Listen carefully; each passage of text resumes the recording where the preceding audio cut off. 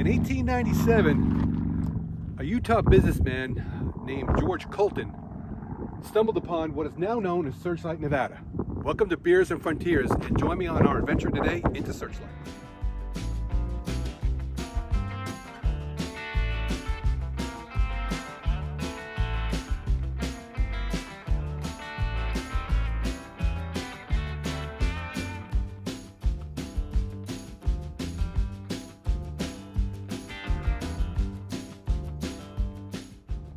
What was George Colton actually looking for in this desolate place? Possibly some ore that was located in the lost Dutchman mine.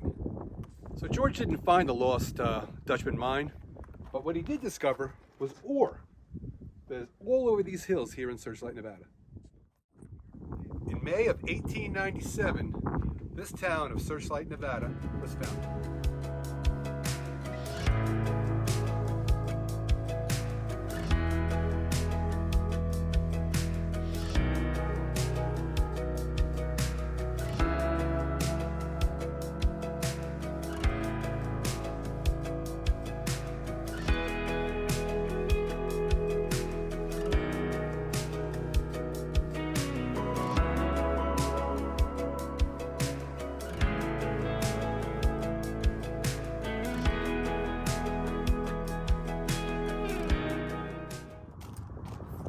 A year after the town was founded, they established the Searchlight mining district, and they opened up the first post office. So once the post office is open, now you got yourself a town.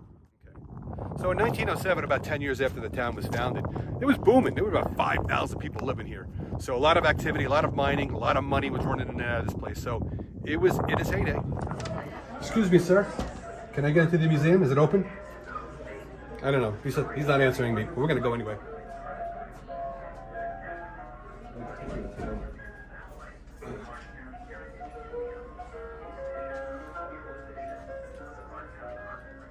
Okay, so here the Commerce, this was the big store, probably, early 1900s.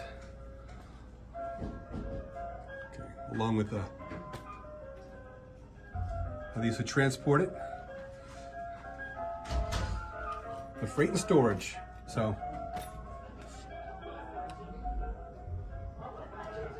And here's the post office from back in the day. We mentioned that earlier. So the railroads were coming through back in those days. That's how they got all the ore out of here to places like Los Angeles, Salt Lake City, and places beyond. And also ranching was big in the area.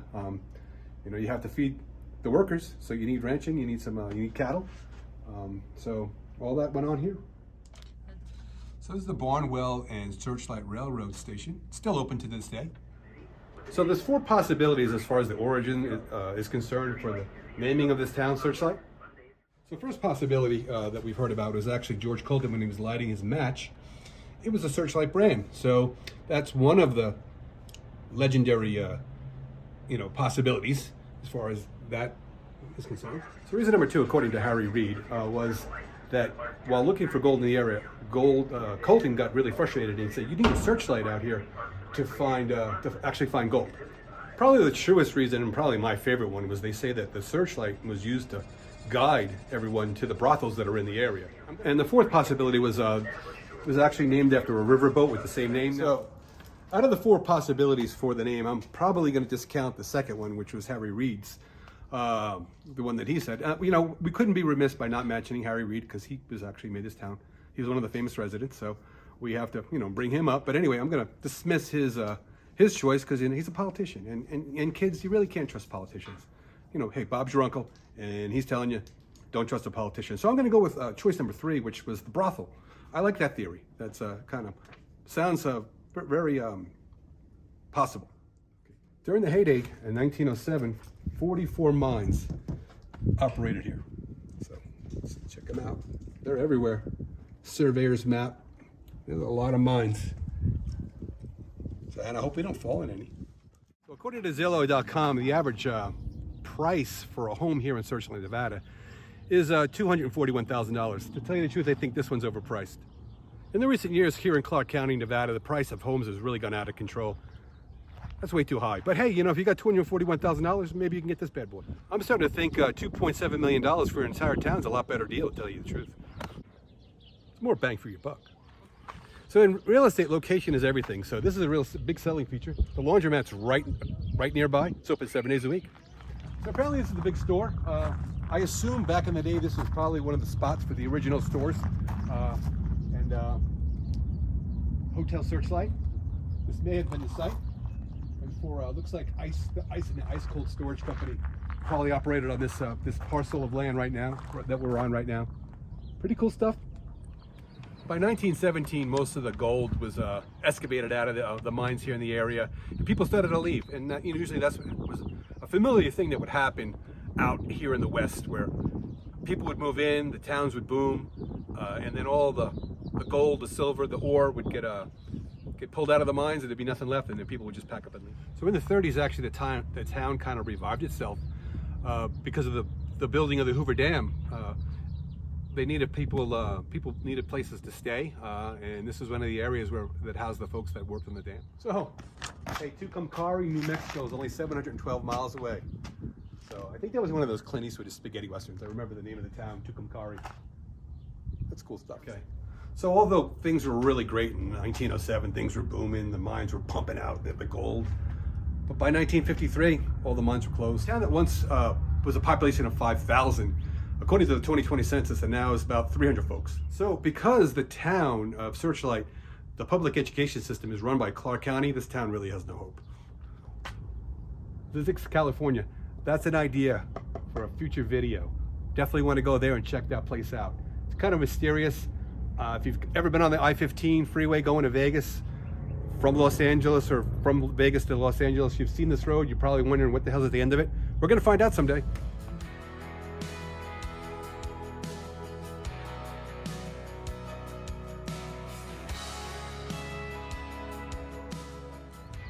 So this is as close as we're going to get to the mine. Old George doesn't want anybody coming up on his property.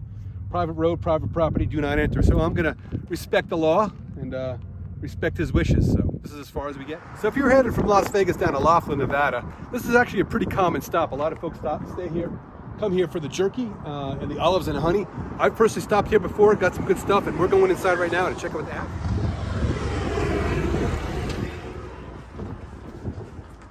So where are you from?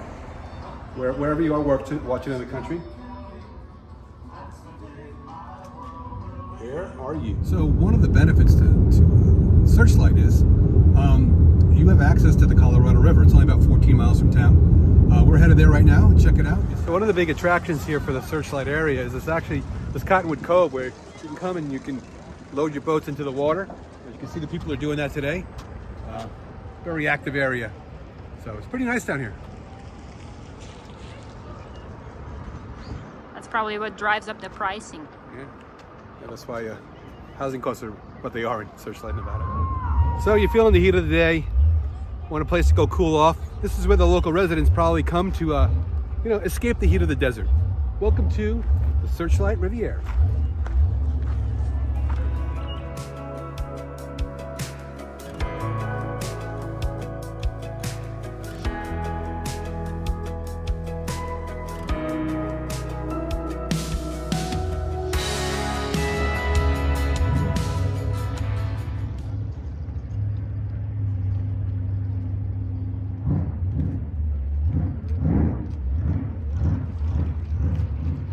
It's nice and cool. Feels good. So here, this is where the Russian oligarchs park their yachts here in Nevada.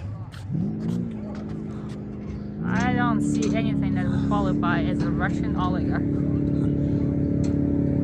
So hear that guy's engine? There's always one idiot that has to rev his engine so everybody in the whole lake can hear it. I just love that. So it looks like this oligarch's yacht has been seized. Your yacht's not welcome here in the Mojave, pal. Okay, so it's not enough that we gave Harry Reid an airport, but apparently they've named a elementary school here after him also. What gives? All right, after a long day of adventurizing, we've earned ourselves a little bit of a break, so we're gonna go inside to the casino here and get us a cold one. And maybe we'll wrap it up in there. If not, we'll wrap it up out here.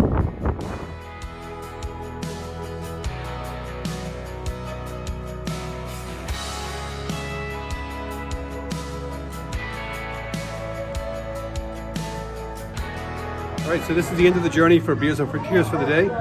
We're gonna finish out the day with a Guinness. So good stuff. Cheers from Beers on Frontiers.